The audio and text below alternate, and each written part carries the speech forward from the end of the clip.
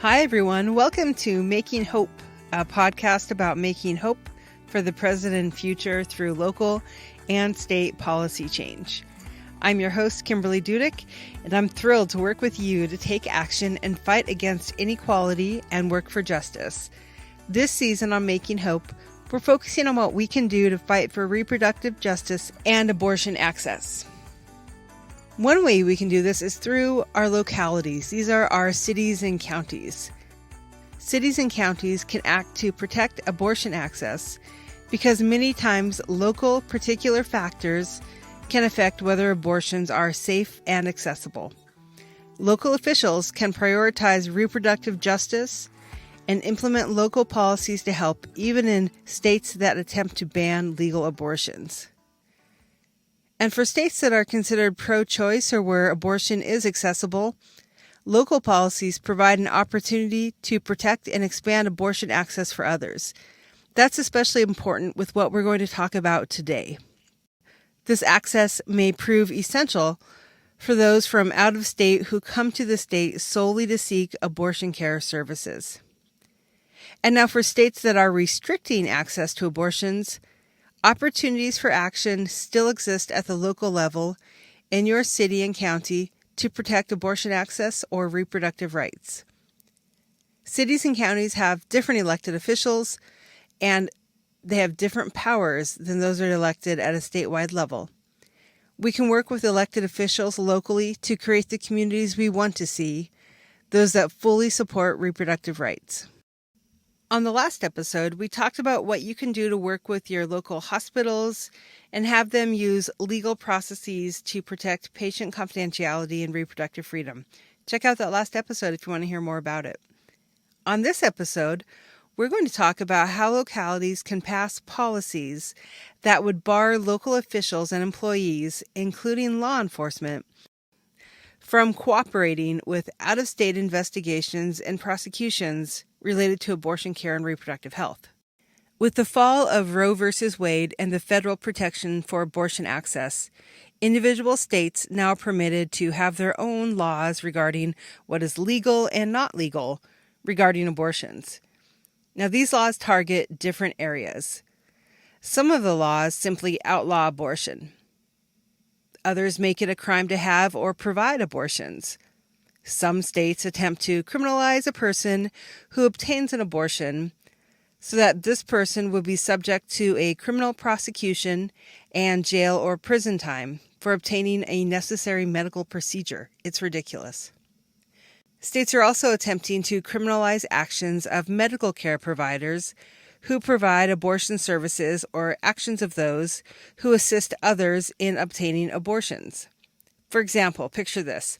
If a person crosses from one state that has outlawed abortions into another state that permits them solely in order to then obtain an abortion, some states are attempting to criminalize these actions and criminalize the actions of the person who assisted someone by driving them across state lines to obtain the abortion. Since it's now left to individual states to regulate abortions, different state laws have different regulations. It is a cobweb, and honestly, it's a mess. If someone from a state outlawing legal abortions travels to a state permitting abortions, law enforcement from the state that has outlawed abortions may seek assistance from local law enforcement or local employees in the state where abortion is legal. This assistance would be used to try and gather information about the person who's traveled to the state to obtain an abortion. It may also be information about the provider who provided the abortion or others who assisted the person in obtaining an abortion. This information would then be used by the banned state to criminally prosecute the person obtaining an abortion, the provider providing the abortion, and others who assisted the person to obtain an abortion. No other medical care is treated like this. It's truly a witch hunt against women and those who need abortions. And it's just another way to attempt to control women's bodies or the bodies of those with uteruses who will need an abortion. No other medical care is treated this way.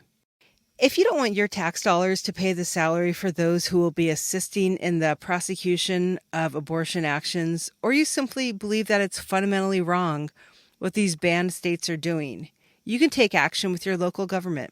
Localities, so your city or county, or your tribal jurisdiction, can pass policies that would bar local officials and employees from cooperating with out-of-state investigations and prosecutions related to abortion care and reproductive health. In order to make this happen, here's what you need to do. First, find a nice quiet spot, grab a cup of tea or a glass of wine, and sit down and write out what you would like to see changed and with whom. Find out who your city council members, and county commissioners are. These are the ones who make your local rules. Find their contact information.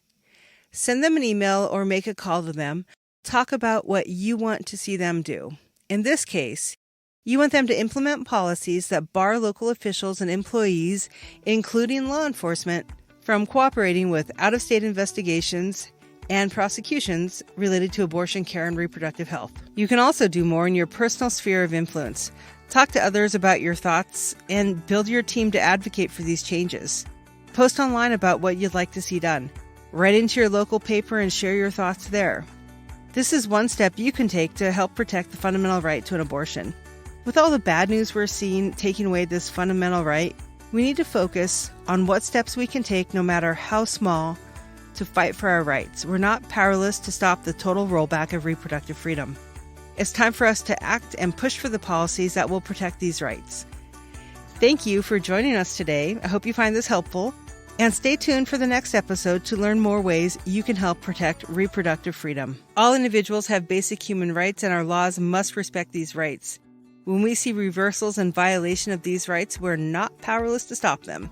Listen to the episodes we have planned and that we've already recorded for Making Hope, and we'll talk about what we can do to push for local and state policy change to help protect reproductive freedom. If you're frustrated with what you're seeing and you want to know what you can do, think of this podcast as a tool for you to use in the fight for reproductive freedom, abortion access, and gender equity. We'll give you ideas, and you take these ideas and run with them, put them into action. Together, we can lead this fight and make a better future for us and future generations. You have the power. Tune in next time for more ideas and concrete steps that you can take to fight for reproductive justice. Until next time, keep fighting that good fight. Even when it's hard, it is worthwhile, and your actions matter.